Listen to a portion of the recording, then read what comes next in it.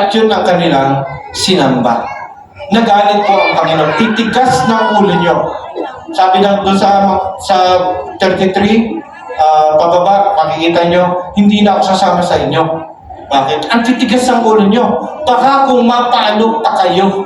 Bakit? Alam nyo na ang totoo. Sabi ng Panginoon, alam nyo na ang totoo eh. Nakita nyo kung paano kayo inilabas sa Ehipto. Nakita nyo, nahawakan nyo, ang gintong dinala nyo, may bakon pa kayo, pinabaulang ko ng ginto, palabas ng Ehipto, inalis ko ng pagkaalipin, naging ka na ngayon, bakit? Sa daan, ay nagkamali-mali ang daan po natin. Sabi ng Panginoon, hindi na ako sasama. Kasi nga, matigas sa ulo nyo, baka kayo ay kung ano po? Kaya sinabi ni Moses, Lord, hindi. Ilalaban ko ang aking bayan. Ilalaban ko ang aking kongregasyon. Ilalaban ko sila kahit patitigas ang ulo.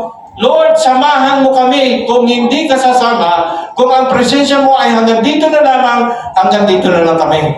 At kung kami pinagpapatuloy mo, pupunta kami sa promised land, at kung hindi kasama ang iyong kalulatian, mapapahama kami. Amen? May kausap pa po ako dito, mga kapatid. Alam po nga po natin ang Panginoon. Hirap po natin sa panahon. Okay, the passage happened after Israel committed the sin of the golden calf. Ayun po yan, sinamba nila. Sa nainip po sila. Alam niyo po mga kapatid, si Moses po, hindi siya nakapokus doon sa pangako ng Panginoon. Nakinig po, hindi siya nakapokus doon sa pangako ng Diyos. Promised land. Ang promised land na ito ay naglalaman ng isang masaganang lupain. Yayaman ka dito, lalakas ka dito, at dito matutupad ang pangako ng Diyos na binigay sa kanyang bayan. Pero hindi po siya nakapokus doon. Walang value sa kanya kung anumang promise na mayroon ng Diyos doon sa promised land na sila yayaman doon, sila ipagpapalain doon. Ang mahalaga po sa kanilang pag-alis sa lugar na kung saan ang mga tao ay nagkasala, samahan sila ng Diyos sa pamamagitan ng presensya niya. Amen? Amen? Hindi na po, binaliwala na po yung value ng promised land. Ang mas mahalagang value na binibigyan din po ni Moses ay yung pong presensya niya. Kasi mahirap pong magpatuloy pag wala ang presensya ng Diyos. Kahit ako, mahirap pagpatuloy sa mundong ito. Kahit tayo, mga kapatid, Christian tayo, without the presence of God, babagsak tayo. Tama? Tama? Sino mo dito ang perfecto? Pastor, di ako babagsak. Bagsak ka na ngayon pag sinabing ikay perfecto. Pumagsak ka na. Wala hong kakayanan ang isang tao na siya po ay maging matatag at siya po ay maging hanggang dulo unless yung presensya ng Diyos ay sumama sa kanya lakbayin, sa kanyang dadaanan. Amen? Diretso na po ako. He pleaded, if your presence does not go with us, do not send us from here.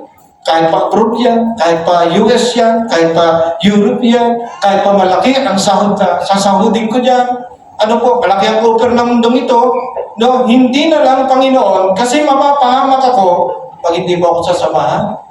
Maaring sa unang taon, okay ka pa. Pangalawang taon, doon na, pamira. Nawawala na ho yung presensya ng Diyos. Pag nawala ang presensya ng Diyos, wala ka ng boundary. Papasugin ka na ng lahat ng mga bagay sa mundong ito. Amen?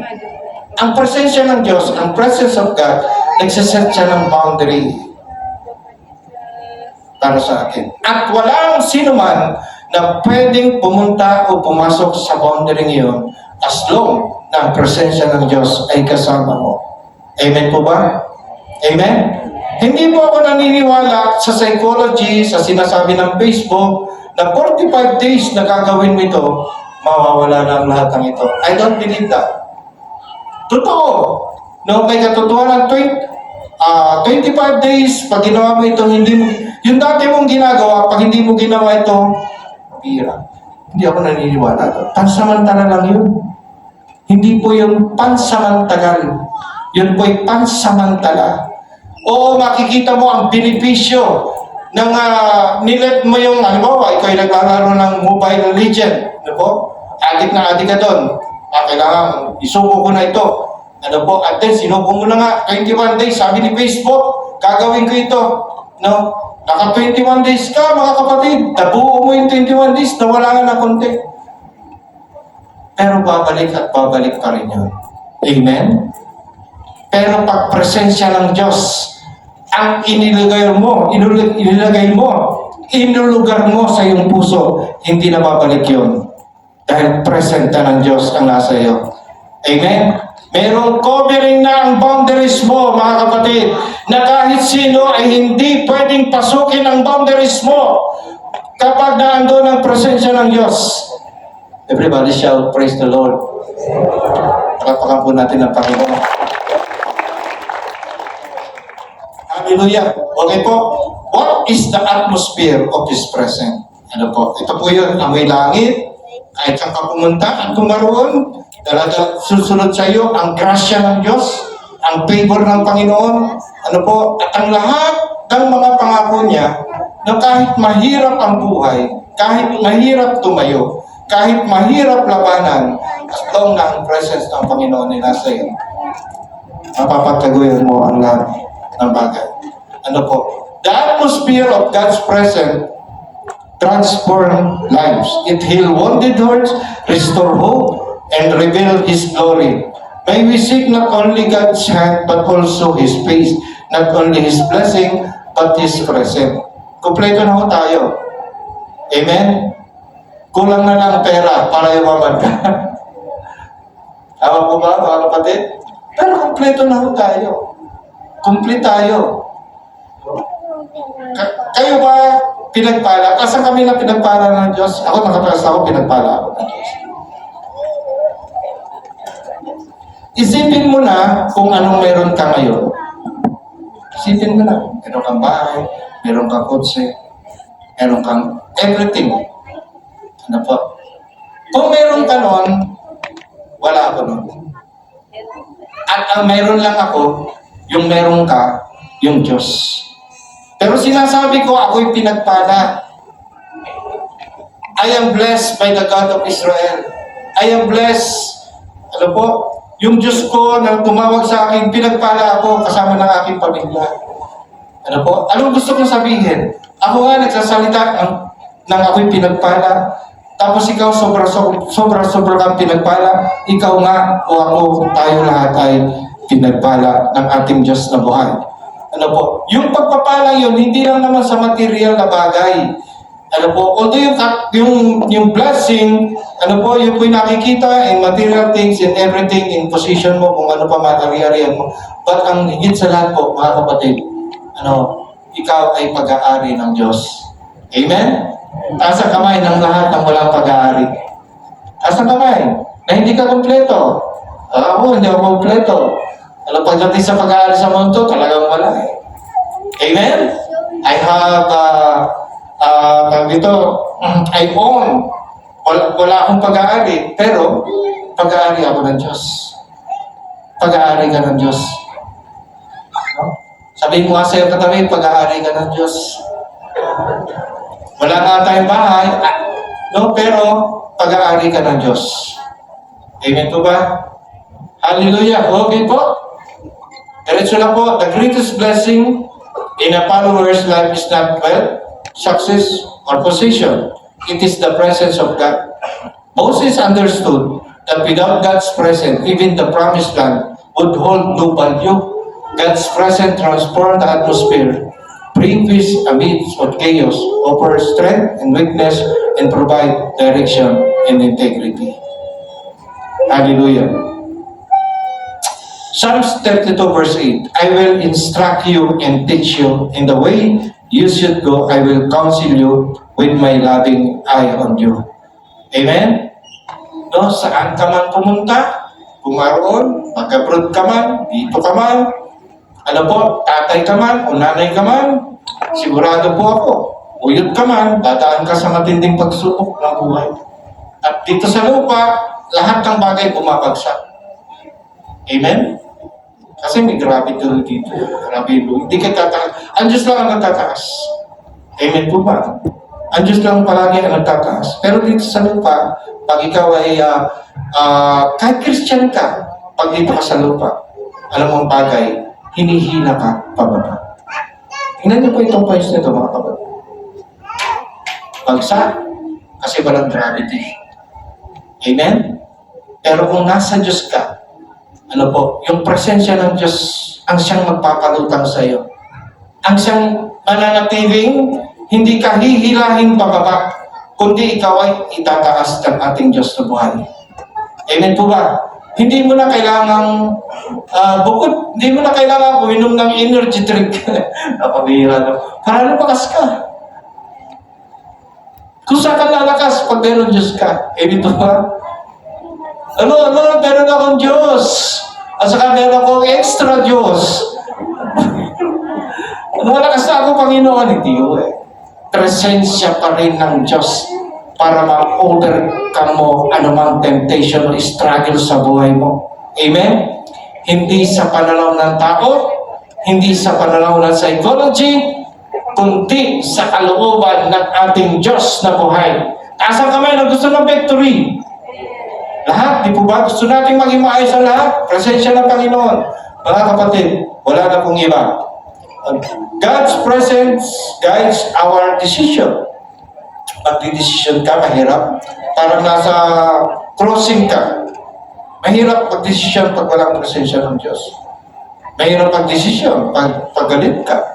Mahirap pag-decision pag sobra kang tuwa. Alam ko, mahirap lahat ng bagay, mahirap. Mahirap po talaga yan. Pag magulo ang isip mo, mahirap pag-desisyon. Nasa crossing ka ng desisyon na yun. Kailangan ko ng presensya ng Diyos para maging maayos ang iyong desisyon. Dahil ang presensya ng Diyos nagtutulong, nag-guide sa bawat desisyon po natin. His presence keep us from walking on the wrong path. Kasi may mga nilalakaran tayong mali, mga kapatid. Kala natin tama, kala natin maayos, pero mali pala ang nilalakaran natin. At maluwang yun. Hindi po yun, mga kapatid, tawag dito, masikip, kundi na yung maluwang, ibig sabihin po, madami yun. Nakaantabay sa'yo. Alam mo? Pero pag nandun, ang presence ng Panginoon, iniingatan ka niyang lumakad sa maling daan. At kung ikaw man ay napamaling daan, at lumalakad ka man ngayon sa maling daan, pag naandun, pag binigyan mo ng pagkakataon ng Diyos, na muli papasukin ang presensya ng Diyos, yung mali mong daan, nilalakaran mo, magiging tuwid na daan. Everybody shall praise the Lord. Nasa kamay ng lahat na nagkamali. Nakatas na ako, lahat tayo nagkamali. Sa maraming bagay. Amen? Nagkamali po tayo doon, mga kapatid. Pero, pag ang presence po ng Panginoon, sa totoo lang po, mga kapatid, minsan binibigyan tayo ng Diyos ng wisdom eh. Pag talaga iniisip natin ng Diyos at nag-devotion tayo, ang pag-devotion, hindi lang naman yung hawak ka ng Bible tapos nakaupo ka sa misa. Devotion din po yun, mga kapatid. Pero pwede na mag-devotion ka habang nag-drive ka, Panginoon. Personal kang Diyos, kakausapin kita ngayon. Sa isip mo, sa puso mo, tinuturukan tayo ng ating Diyos na buhay. Amen? Actually, ito pong follower na ito, nakuha ko po ito sa preaching ni Pastora nung siya po ay Pastora Flora Gayo, aking asawa. Nung nag-preach po siya, may word doon na follower. So, kinakusap ko ang Diyos right now doon sa upuan niya, upuan ko, pagkabanggit ng ganyan. At yun po, nabuo yung follower. Follower pa lang po yun. Pero wala yung apat na letra doon, aware. Ano po? Yun na nga po yun. I believe God is a God of revelation. Amen? Okay po. When God goes before us, we can move forward with confidence. Hindi naglalakad na lulumulo ka, dahil meron kang pagkakamali, meron kang nagawang kasalanan, hindi yung atin ka ng church, malungkot ka, mabigat ang damdamin mo, may iniisip ka, pambihira. Dito sa church, lahat ng bagay ng kabigatan, nilalapag sa pala ng ating Diyos na buhay. Amen? At kapag nailapag mo yan, papalitan ng Diyos ng kagaanan dahil magaan ang kanyang pamato. Everybody shall praise the Lord. Now, can we wear the garment of His presence? Ano po yun? Number one, take off your old garment. No? Yung mga damit natin, mga kapatid, na luma. Hindi po yung lumang damit na suot natin ngayon. Yung pagkatao natin. Yung kung sino tayo, bago tayo na born again Christian. Amen po ba? Taas nga po ang kamay. Lahat po ba ay born again na dito? Pag sinabing born again, mga kapatid, hindi yung bagong religion mo, hindi di-display mo. Kundi ito po ay bagong espiritu, sa kapanganakan po tayo sa espiritu, bagong pag-iisip, bagong puso, no? Bagong way of life. No? Parang ito ay personal experience ng buhay natin sa ating Panginoon. Take off your old garment. Baka suot-suot pa po natin yung lumang pagkatao natin. Baka masama pa ang ugali natin, baka magagalitin pa tayo, maiinisin pa tayo, o baka tayo mayroon pang unforgiveness spirit. Yun po yung mga hinuhubad.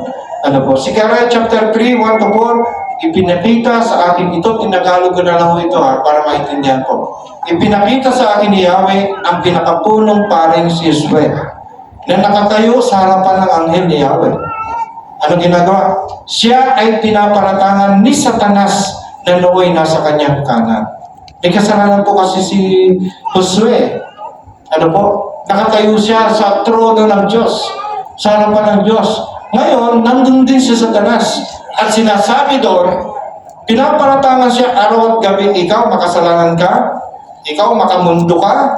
Si Satanas po yun. Hindi po yun yung asawa nyo, hindi po yun yung ka-church mo, hindi po yun si pastor, amen? Hindi po si sister o si brother, si Satanas yun. No? Na siya araw at gabi, mga kapatid, ay kinukonsensya sa Josué, no? Siya ay pinaparatangan ni Satanas na nooy nasa kanyang kanan. Amen? Amen? Sabihin mo nga sa iyong katabi, hindi ka naman judge. Kaya huwag kang judgmental. Amen? Si Lord ka hindi judge. Hindi siya nag-judge sa ngayon. Ano po? Si Satanas lang talaga ang nagpaparatang na ikay makasalanan. Binabaon ka niya, niyuyuragan ka niya, sapagkat alam niya na ikaw ay pag-aari ng ating Diyos na buhay. Sabihin mo nga sa iyong katabi, pag-aari ka ng Diyos. Ikaw ay diamond. Hindi ka tanso. Ikaw ay diamond. Everybody shout, praise the Lord. Okay po, tutuloy ko. Sinabi ng anghel ni Yahweh kay Satanas, ito ang kakapinan ni Josué. Sinabi ng anghel ni Yahweh kay Satanas, hatulang kanawa ni Yahweh. Ay talaga ng mga hatulan siya. Dahil nakahanda na ang impyerno para sa kanya. Hindi para sa iyo, kundi para kay Satanas yung kumukulong asopre na inihanda na ng Panginoon. Hatulang kanawa ni Yahweh na pumili sa Jerusalem. Pinili tayo. Tayo yung spiritual Israelite. Kung noong unang panahon, Jerusalem o Israel ang pinili ng Diyos, sa ating kapanahonan, pinili tayo ng Diyos. Tasan kami ng mga pinili? Hindi pinilit o pinilitin? Nakatayo si Josué sa harapan ng anghel at ang suot ay maruming damit. Maruming, pakisabi nga po, maruming damit. Yan po tayo mga kapatid. Maruming tayo sa harapan ng ating Diyos na buhay. Kaya sabi natin, ang grasya lang ng Diyos ang nagpapalinis sa atin. Wala naman reklamo sa Josué, totoo naman ang sinasabi. May mga makasalanan po siya. Kaya nga pinaparatangan siya ni Satanas Pero ang Diyos ay mapagpala at mapag-ibig sa atin at puno ng biyaya at grasya. Lalo na sa kapanahonan natin na ang kasalanan natin po, mga kapatid, ay binayaran ng Panginoon Kristo sa kamatayan sa krus ng Kalbaryo. At ang pabor, ang grasya niya, at ang kanyang pagmamahal po sa atin ay lubos-lubos. Amen po ba? Okay po. Anong sabi? At ang suot ay maruming damit, kasalanan, iniquity, yung mga kahinaan, o lahat po yan, lahat na nandiyan na. May represent po yun. Sinabi ng anghel sa mga naroon, hubarin ang gulanit niyang kasuotan. Hindi po sa Josué. Hindi rin po sa Satanas yun. Kundi yung pong mga anghel. Bumalik siya kay Josue at sinabi, sabi ko dito, nilinis na kita sa iyong kasamaan at ngayon bibihisan kita ng magarang kasuotan. Wow! Yung unang suot niya, dumi talaga eh. Yung unang suot niya, baho. Maalingaso sa baho. Yung unang suot niya, hindi bagay sa kanya, baduy. Kasi nga po, bilang isang Kristiyano, hindi dapat tayo maging baduy. Amen? Ang sinasabing kabaduy, hindi naman yung ganito. Mga kapatid, baduy ang ating lumang pagkatao. Kasi lumalaban sa Diyos, sinasaktan ng Diyos. Amen? Hindi maganda sa paningin ng Diyos ang resulta ng buhay natin nakakatiri. Ano po? Pero, sabi ng Panginoon, binibigyan kita ng magandang kasuotan ngayon. Amen? Amen ho ba? Nasa kami ng lahat ng makasalanan? Dami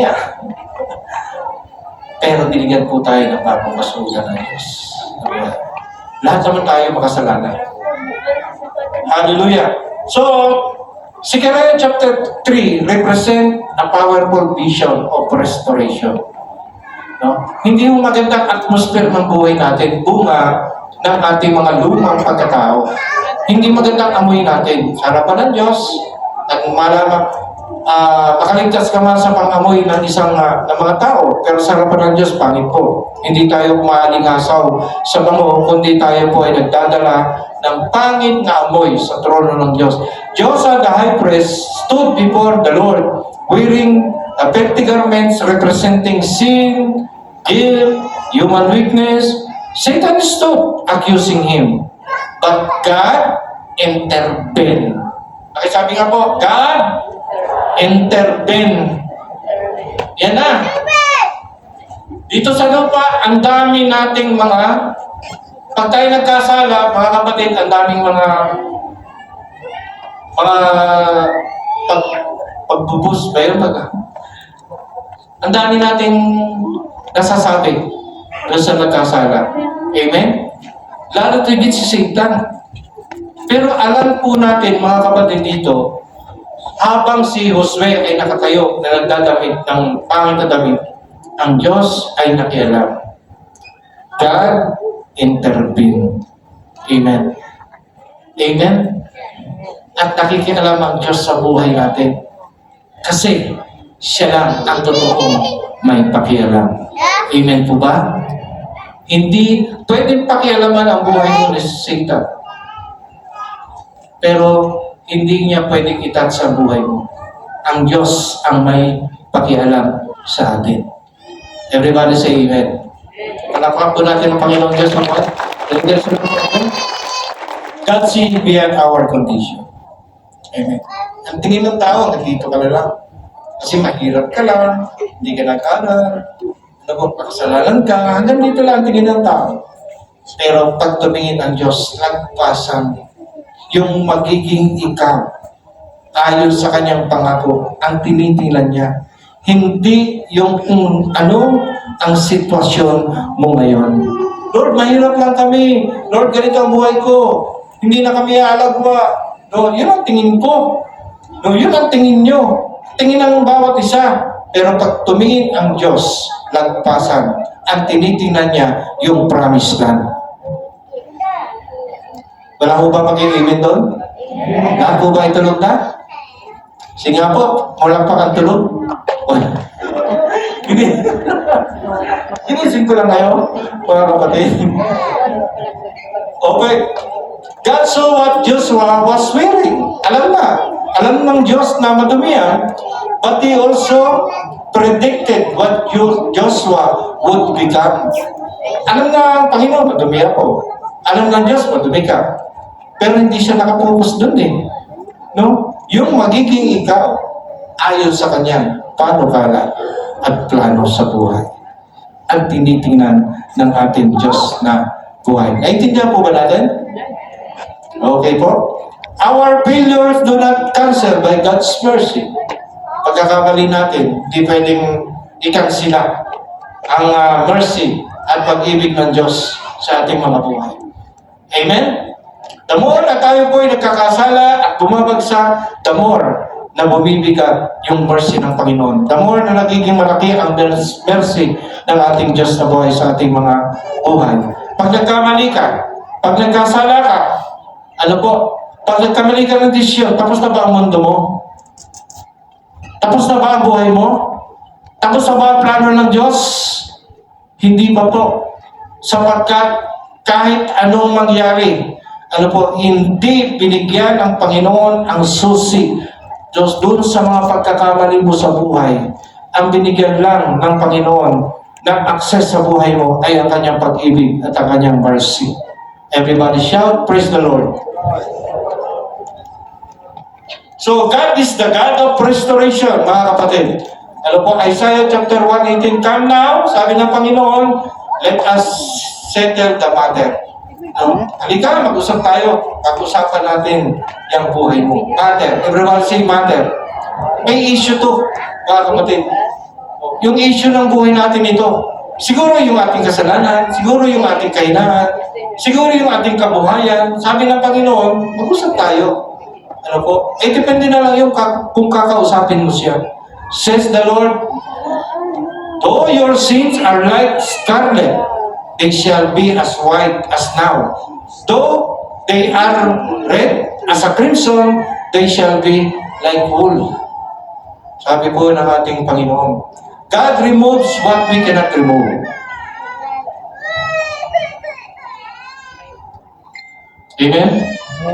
Meron ka bang bagay na hindi mo pwedeng alisin, nahihirapan kang alisin sa buhay mo? Nasa kamay. Bagay, huwag na ho. Kapatid. Meron ka bang mga bagay na kailangan na hindi mo maalis-alis sa puso mo at buhay mo? Parang ganito, gusto kong pumait pero di ko magawa. Tama kayo? Gusto kong pumait pero di ko magawa. Kaya kasunod ko, Lord, patawad! Gusto kong pumait, di ko magawa. Nasa Diyos ang hawa, nasa tangko. Yan po yun mga kapatid. God removes what we cannot remove. Anumang bagay po na hindi na natin maalis-alis, gusto mo natin, pinagpipray natin. Pero sa habag ng Diyos at biyaya, siya ang magre-remove ng lahat ng mga bagay na hindi mo kayang i-remove. Magtiwala ka lang sa ating Panginoon. Panginoon, itong arthritis ko gusto kong i-remove. Hindi ko ma-remove. Panginoon, itong aking gout na ito, hindi ma-remove. Ba't parang malakas ito ng pananampalataya? No? Hindi man mo kayang i-remove ang mga sakit at karamdaman mo yan. Ang Diyos ang nagre-remove sa lahat ng hindi natin kaya. I-remove. Take away the filthy garments from Him. Hindi po ba? Okay? Hindi siya naglinis sa kanyang sarili, bagkos sinubad niya ang kanyang old garment. Sino po ito? Ito po ay si Ito po ay si Bartimeo eh. Hindi siya naglinis sa kanyang sarili, bagkos sinubad niya ang kanyang old garment. Si Bartimeo, saan kami na nakakakilala kay Bartimeo? Pulubi, siya po ay nagagamit ng damit pang pulubi talaga, mga kapatid. Pero, sa mahabang panahon, naihagis niya yun. Nakalaya siya doon. Jesus remove our guilt and give us forgiveness. So, restoration instead of shame. Ito yung sinasabi ng Panginoon sa atin. No? Hindi ka kakahiyan, kundi restoration. Amen po ba? Yung diablo, pinapahiya ka eh. No? Pero ang Diyos, restoration. Tama? Righteousness instead of sin. Pagka sa Panginoon ka na, at nandun ang mercy, meron kang conviction na ituwid ang mga pagkakamali mo. Identity instead of condemnation. No, sino ka ba? Tayo po mga kapatid ay anak ng Diyos. Huwag natin kakalimutan yan. Pagbalik-balik ka rin man ang mundo, anak ka ng Diyos. Ikaw ay ginto sa kanyang paningin. Iningatan ka niya. Minahal ka niya. Nagbuwis siya ng buhay para sa iyo. Tama po ba? At ang bunga ng pagmamahal niya nandito ngayon, I believe, minahal tayo ng ating Diyos na buhay. Amen po ba? Ituloy, sabi nga po sa iyo kagabi, ituloy mo lang yan. Magandang buhay. para mawala yung totoong condemnation pagdating po sa impyerno. No, yun ang totoong condemnation, mga kapatid. Purpose instead of failure. Pag nagkamali, hindi matapos ang buhay. Kundi may purpose pa yan. Amen po ba? Mas matindi nga nagkamali ka, naiintindihan mo, Panginoon, kung wala ka pala sa buhay ko. Kung hindi ako nagbago, wala na ako. Pero ngayon, Panginoon, pasag ako, madumi ako, binigyan mo ako ng bagong kasuotan, pinumuli ako, susunod na ako sa purpose, kung anong merong purpose sa buhay ko. Therefore, if anyone is in Christ, the new creation has come, the old has gone, the new is here. Amen? Amen? Bago mo tayo nilalang ng Panginoon, God is removing every filthy garment and clothing with His righteousness, purpose, and favor. Mark 10:50, throwing his cloak aside, he jumped to the feet and came to Jesus. Ito ba si Bartimeo? Mga kapatid, bulag, wala pagkabata, hanggang sa tumanda. Bulag, ibig sabihin nakabalabal, mabaho, naglilimos, walang pag-asa. Hindi ka ganyan. Hindi ka ganyan. Pinahal ka ng Diyos at sobrang kang pinagpala. The blind Bartimaeus left his cloak behind, a symbol of abandoning his former life to follow Jesus. The cloak of Bartimaeus, his old identity. Yan yung pagkakikilanlan ng tao sa kanya. Pulubi, mahirap, nanlilimos, walang makain, kawawa naman. Siya yun. His old identity, security and repentance. Yung club niya, yung kanyang balabala, hinagis niya yun eh. Yung dating pulubi, yung dating kawawa, at ang lilimos, hinihagis niya yung kanyang balabal. Ibig sabihin po mga kapatid, bago na siyang nilalang. At yung balabal na yun yung security and dependence. Doon nagmumula ang kanyang kabuhayan. Doon nagmumula ang kanyang pagkain araw-araw. Doon nagmumula ang kanyang kabubuhay. Hinubad niya yun at tinapon. Dahil ang security ko at ako'y nakadepende na ngayon sa ating Diyos na buhay. Amen po ba? Talapakan po natin ang Panginoon. Faith in transformation, mga kapatid. Yung pananampalataya, ganun din yun. Yung pananampalataya, nasa balaban niya.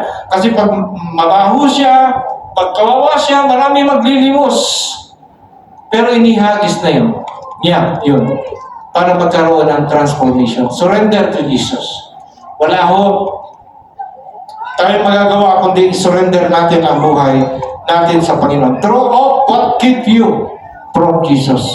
Itapon mo na. Kung mayroon man dito na nagiging dahilan kung bakit hindi ka makalapit sa Diyos, kung bakit nagpapatuloy ka sa kasalanan, tayong lahat, mga kapatid, throw off, itapon mo na bago mahuli ang lahat. Tama? It is time to change before change everything. Amen? Ito ang panahon ng pagbabago bago mahuli, bago mabago ang buhay mo. Ano ibig sabihin mga kapatid?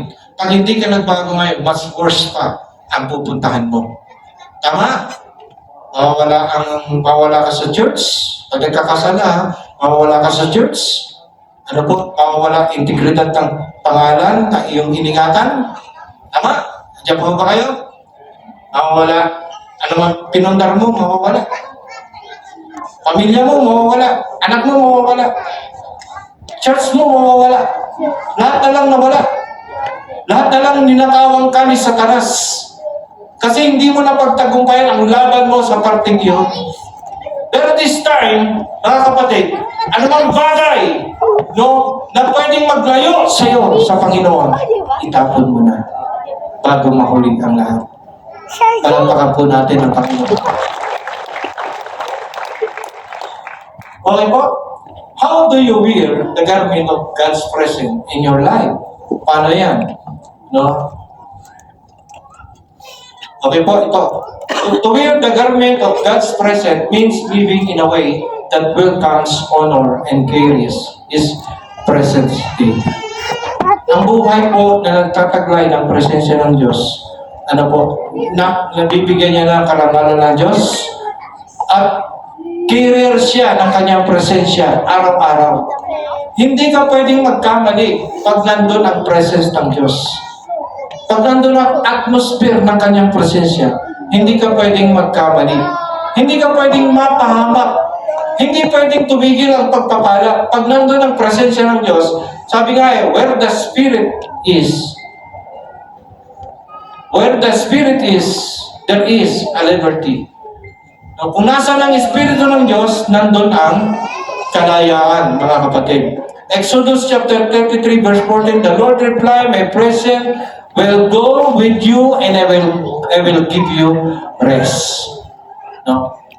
My presence will go with you. Pakisabi nga po sa iyo, katabi, ang presensya ng Diyos ay sasama sa iyo. My presence will go with you and I will give you rest. O, tasa kami dito ng stress. Tasa kami dito ng marami pong iniisip at di makatulog. Na kumaga, tatanda kang bigla, habang mukha at ikaw rin ang siyang kawawa. Pag iniisip ko lahat ng mga bagay na yan, ano po? Ito lang ang susi, mga kapatid. Alisin mo ang mga bagay na nagpapabigat sa iyo. Isuko mo kay Kristo at sasabi ng Panginoon, my presence will go with you. Kahit anong sitwasyon mo, kahit anong trabaho mo, kahit anong negosyo mo, may problema ka man o wala, basta ang presensya ko ay nasa iyo at nakakasigurado ako, ikaw ay magpapahinga. Everybody shout, rest. Palapakan po natin ang Panginoon Diyos sa mga. Hindi yung rest na tutulog lang sa kama, malamig na aircon, naglalaro ka ng mobile legend, hindi ka hindi. Yung rest na yan, kahit nasaan ka, may kapayapaan ka sa inisipan. Malusog ang espiritu mo. Malusog ang katawan mo. At saka may dala ka sa iyong puso. Amen po ba?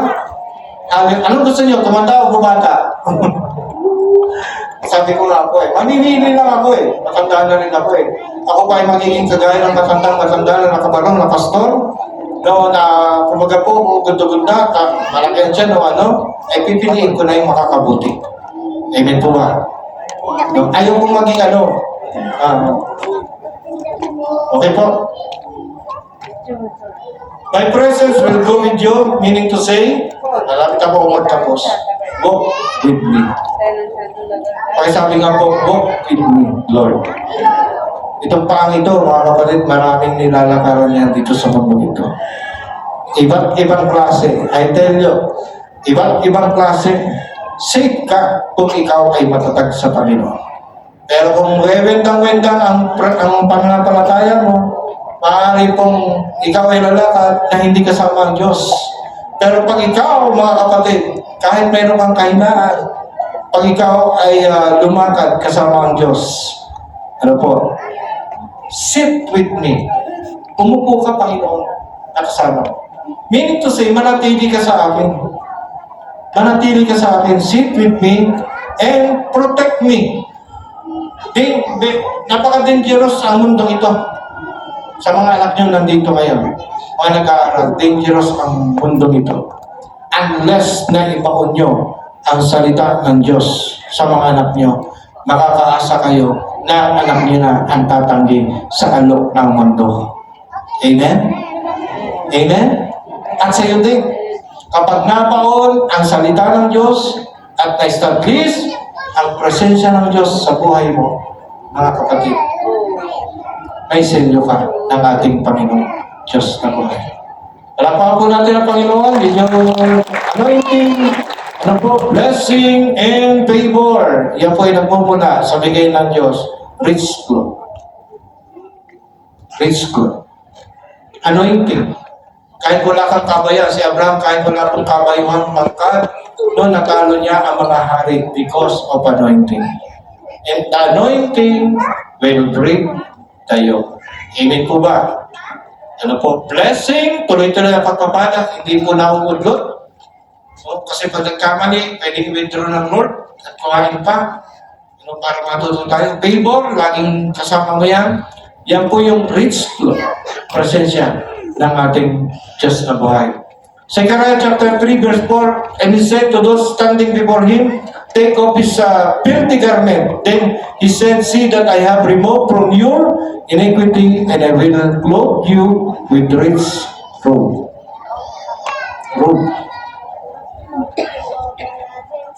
Kita niyo po yan? Pwede pa, may video pa yan? Yan po mga kapatid ay natatandaan to. Na-impose ko yan. Kaya kayo lang kami yan eh. Nagpa-picture mo kami niyan. Mga kapatid. Tama na. Baka makasayaw po tayo yan eh. Yan po yan. Ako'y nag-iisip na balang araw, pakisabi nga po, balang araw, na itong mga nakatayo nito ay lalabas at mag-go make and make disciple. Aba, wala pang isang buwan, nangyari na ko yan, mga kapatid. Yan ay dream ko lang, yan ay pangarap ko lang, yan ay post ko pa lang. Na ang caption ko dyan, paano eh, tahimik lang kami. Pero handa na kaming umanay. Ito po yung nakalagay dyan. At ang mga sumunod na pangyayari, ay naku, pakilagyan ng sa... Oh, yeah. Ayos lang mga pastor. Basta siya naging pastor, ay siyang tao. Kung saan Nakisog ko yan sa akin. marami siyang yung sumasubilitan. Yung problema ay bago ng problema niya. Problema na yung kanyang buhay. Nandun yung kanyang mga magulang. Nadagdag pa po yung kami na hindi niya kakilala. Kasi yun, kami lahat, isa lang Espiritu nagmula sa Diyos. Kaya tayo isa lang kay Kristo. Okay, sumunod na. Yan si Kuya. Nag-preach na siya ng gospel sa pamilya ko. Kaya ayan po, yung sumunod na yan, ako naman po yan, ang amaral. Amaral po kami sa bus. Yan po yung unang pulpito ko eh, kung maging Kristiyano ako. Nag-preach ako sa bus. Sumunod. Yan ang po yan. Uy, pambihira. Yung Christian to, nandun na. Kahit may mga problema pa yun, may dala-dala pang magsilobyo.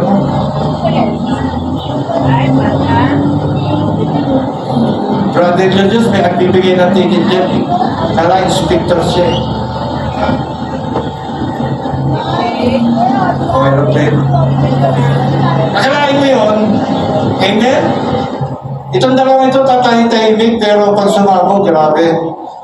Kaya po, kasunod niyan ay namigay tayo ng tracts, mga kapatid, at yan po, sina Brother Joel, Brother Bibon, nandiyan po tayo. Anong gusto ko sabihin dito? Hindi natin magagawa ang mga bagay na ito kung walang presensya sa atin ay nakakabit. Amen? Parang hindi ako naintindihan. Hindi po natin pwedeng gawin ito ng basta-basta kung walang presensya, no, na nakapaligid sa atin, na siyang nagtutulak para gawin ang Great Commission na yan. Yun yung atmosphere ng kanyang presensya. Amen? Na kahit si Kuya Orly, uutang-utang na, diretso pa rin. Na kahit yung dalawa, na namimigay ng truck, si Julius at saka si Romeo, may mabibigat din mga kinakaharap na problema, namimigay pa rin. Amen po ba? Na kahit po tayo, lahat ng nakasama dito sa pagbibigay ng trucks, kahit po tayo mga kapatid, ay meron pa rin nagagawa sa karya ng Diyos. Kapag nandun ang presensya ng Diyos, mga minamahal, nagagawa natin ang lahat ng bagay. Kaya po, tasa kami na gustong sumunod sa inyo ang presensya ng Diyos. Enroll na kayo dito. Wala pa nag-i-enroll, pero pag-enroll na kayo dito. Ang simula orientation po niyan sa July 1 na. No? C2S is back this July, 101 training. Mga kapatid, mapaliwanag ko ito mamaya, madali ako tapos. Rich clothes is right fellowship. Number 1, worship. Pakisabi nga po, worship. Pag may worship, lahat po tayo, in the large gathering, nagagawa natin yun eh. With, ewan ko lang kung may intimacy pa. Pero sana mayroong intimacy. Amen? Lalakas ka, ang presensya ng Diyos ay sasaya. Tama? Right now, pag nag-worship ka with intimacy with God, gagaling ka sa iyong karamdaman. I believe that the presence of God Susunugin niya lahat ng karamdaman mo at ibabalik ang magandang katawan mo. Amen? Mag-worship ka lang. Masabi ka lang Gusto mo. sa Panginoon. Manabi ka lang sa Diyos, sa presensya niya, magagawa mo yun.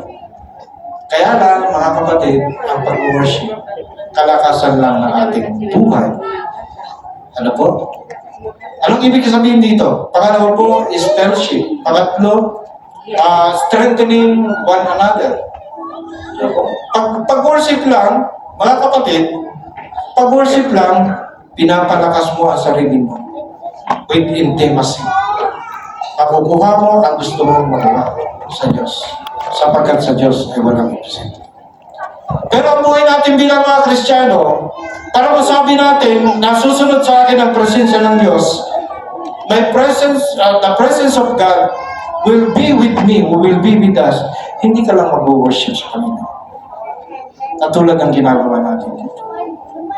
Dapat involved ka rin sa fellowship. Diyan po ba? Kaya kahit nasa labas ka, pag may strong fellowship ka sa kapwa-believer, lumalakas ka eh. Amen po ba? Lumalakas tayo. Kaya kahit anong pwersa ng labas, basta malakas ka sa loob, kakayanin mo ang pressure sa labas. Fellowship, right connection with God. The presence of God will be with you. Iingatan ka niya kasi may fellowship. Pwede ka sa kananayan, fellowship. Pwede ka sa katatayan, fellowship. Sa mga young dads, fellowship.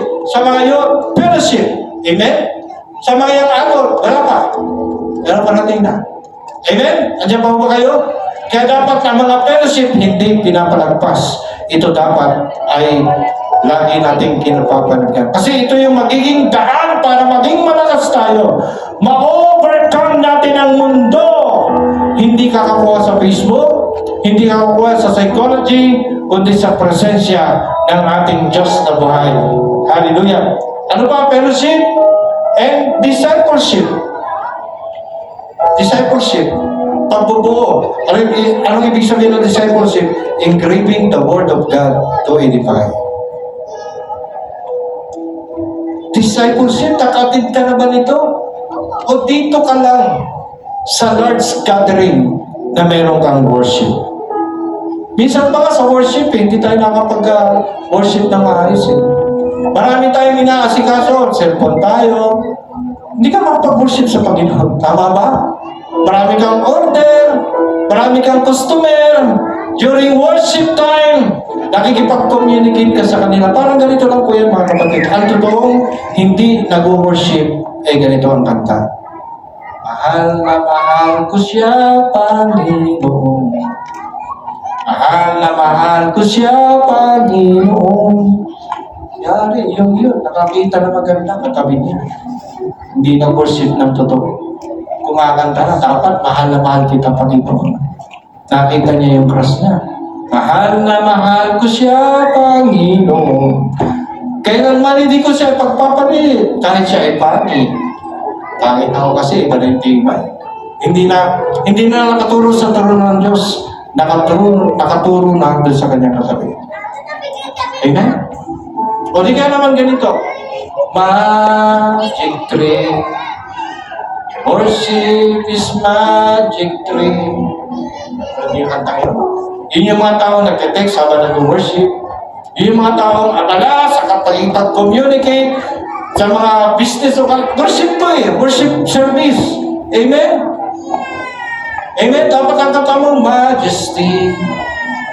Worship is majesty. Kaya lang, pag may iba kang inaalala during worship service, parang ganito ang kanta mo. Magic tree. Worship is magic tree. Pag sa matatanda naman, sorry, sa mga senior naman, sa mga katulad ko rin, sinama ko rin sarili ko. Sinama ko na yung sarili ko. Pag hindi nag-worship sa Panginoon, ganito ang worship. Pag-abala sa mga order, sa mga kung ano-ano, ganito ang kanilang kanta. Dapat ang kanta ay, matuwid sa Diyos eh. Pero, ang kanta ng taong matanda na, tayo, you are efficacious. Oh. Ganun ako. Ay, totoo naman, pagiging pasis, tayo dyan, kailangan ko rin yan. Amen? Dapat, magnificent God. Amen?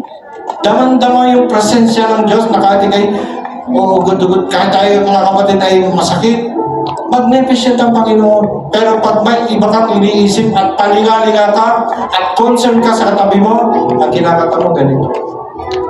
You are efficacious. Efficacious. Hindi nakakarating sa trono ng ating Diyos na Lord. Tuloy po ako, discipleship, engraving the Word of God to edify. Ito ang the best na protection sa buhay ng isang tao. Amen? To engrave the Word of God in our life. Kasi kahit saan ka pumunta, no? Laging nakaset ang boundary mo. Hindi mo pwedeng may pumapasok, na welcome ka. Pag naka-engrave ang Word of God, matuto kang ang sasabihin mo ganun, no. No. No. Sapagkat yung naman nakikita mo ang Diyos. Nakikita mo yung mga anak mo. Nakikita mo yung pinundar ng Diyos sa buhay mo sa mahabang panahon na pwedeng masaki ng dyablo sa 1 oras, 2 oras, 3 oras, 4 oras, 5 oras. Pero pinundar ng Diyos ang buhay mo, maraming taon na. Pinakita na niya siya ay seryoso. Binigyan ka ng isang magandang buhay, isang magandang pamilya, isang magandang church, isang magandang pangalan, at isang magandang future. Amen? Amen? Amen? Kaya hindi mo pwedeng bantayan ang anak mo ng 24 oras. Ang gagawin mo ng mga magulang is to engrave the Word of God in our life. Amen? Kasi kung naka-engrave na yan, kahit saan pumunta yan, kahit anong pressure ng mundo, kahit anong tukso ang lapit sa kanyang buhay, dahil naka-engrave ang salita ng Diyos, magsasabi ang anak niyo, no, no, no. Sabay turo sa langit. Amen po ba? Makinig ko kayo. Makinig kayo. Ito'y aral na inaral ko sa Espiritu Santo. Amen? Kahit ako ko'y makasalanan, na hindi po ako matuwid, po, sa kanang pag-ibig ng Diyos sa buhay ko, at nagsasalita ang Diyos sa buhay ko. Amen? Pag Word of God ang pag-uusapan. Pag kayo na ang pinag-uusapan, sigurado ako magsasalita ang Diyos. Number 1, ministry. Refining the gifts entrusted to us. Ministry. Ang dami pang ministry natin dito, kukuntihan naman. Bakit? No? Para ma-refine ang gifts na binigay sa iyo ng Diyos. Sigurado ako may gifts na binigay sa iyo ang Panginoon. At kailangan ma-refine. Ano po? And mission, go and make disciple. No, revealing the purpose, fulfilling the purpose of God in our life. Rich fellowship, rich rules. Ano po? Kailangan kompleto ito para kompleto ang proteksyon ng Diyos sa buhay mo. Dahil susunod ang presensya ng Diyos pag mayroon kang worship, pag mayroon kang fellowship, pag may discipleship, pag mayroon kang may ministry at mission of God, wala nang buwang ang mundo. Amen! Wala nang buwang ang sistema ng mundo. Wala nang buwang kung ano mang ginagawa ng mundo sa buhay mo. Pag kompleto ka sa worship, pag kompleto ka sa fellowship, pag kompleto ka sa discipleship, ministry, mission, binigay ng Diyos lahat sa church, nandiyan yan. Ikarap mo na. Ikarap mo na. Para maging safe ka sa pupuntahan mo. Para lagi kang may protection. Amen? Para hindi mawala lahat ng pinagpaguran mo at ang Diyos sa buhay mo. Ito ang pinakamagandang protection. Nung Total, Kristiyano ka naman eh. Total, bunagin ka naman eh. Bakit wala ka dito? Bakit wala ka sa fellowship? Bakit wala ka sa discipleship? Wala kang C2S, wala kang ministry, wala kang mission. Yan yun eh. Kulang ka dyan. Kaya nagkakaganyan ka. Amen? Kulang ka dyan, hindi ka kumpleto. Kaya iba ang nagbibigay, nagpupuno ng pangailangan. Punuin mo ang buhay mo ng bagay sa Diyos. And my presence will go with you. Sabi ng Panginoon. Amen po ba? Okay po, tumayo po tayo lahat. If these five are solid in your life, makinig po, makibasa po ng malakas. 1, 2, 3. These five in your life, I believe the presence of God will be with you and you will be succeed in every matter in this life. Awit po tayo sa Panginoon. Mahal tayo ng Diyos. At siya po ay ang pagmamahal niya, inaabot tayo hanggang sa mga sandali ito.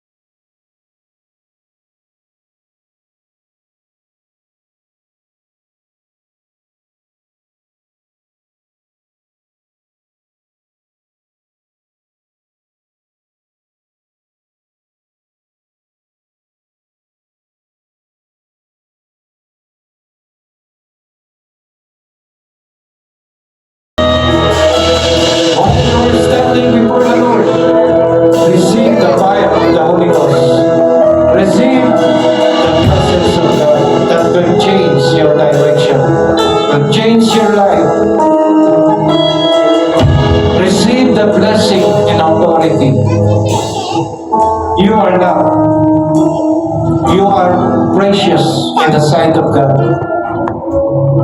You are saved. We are saved. All of us are forgiven. We receive the blessing. We receive the good, the future na sinet ng Diyos sa buhay natin, kapatid. Ang pagpapalang yan ay angkinin mo habang ikaw ay nabubuhay. Huwag kang papayag na maagaw yan. At ang presensya ng Diyos ang siyang tutulong sa iyo para dalhin mo ang pagpapalang yan hanggang dulo. Hindi ka titigil sa gitna. Hindi ka titigil sa malapit na sa pupuntahan mo, kundi ikaw ay magpapatuloy. Magpapatuloy ang Diyos sa buhay mo. Magpapatuloy ang pagpapala ng Diyos sa buhay mo. Magpapatuloy ang habag at pag-ibig ng Diyos sa buhay mo. Father God in heaven, we thank you, Lord, for this wonderful gathering, Panginoon Diyos. Thank you for the blessing that today we receive your first revelation from the Lord, the Word of God. Panginoon Diyos, ang dalangin ko lang po, dito sa akin, kundi sa bawat pamilya nandito, sa bawat individual nandito, samahan mo sila sa paglalakbay sa mundo nito, Panginoon. Ang presensya mo ay manatiling nakakapit sa kanila. Ang presensya mo ay palaging nandun sa kanila. Pinoprotektahan ng presensya mo ang buhay ng bawat isa. Panginoon, I speak blessing and authority and restoration in Jesus' name. Salamat po ng marami at iingatan mo iyong kawan, ang munting kawan na ito, Panginoon, na ito pa'y sa buong sanlinggo, Panginoon Diyos, ang kanilang pamilya, paingatan mo. At tunay nga po na maging mabunga ang bawat pamilya. Salamat po. At sa aming mga kaisinopeling na nandito, Panginoon, hindi po namin kayang nagpasan ang binigay mo sa aming buhay. Kaya ito'y support po namin para sa church, para sa mga kaluluwa, sa lahat sa iyong kaharian, Panginoon. Pagpalain mo, Lord, ang aming mga kaisinopeling. In Jesus' name. Everybody say,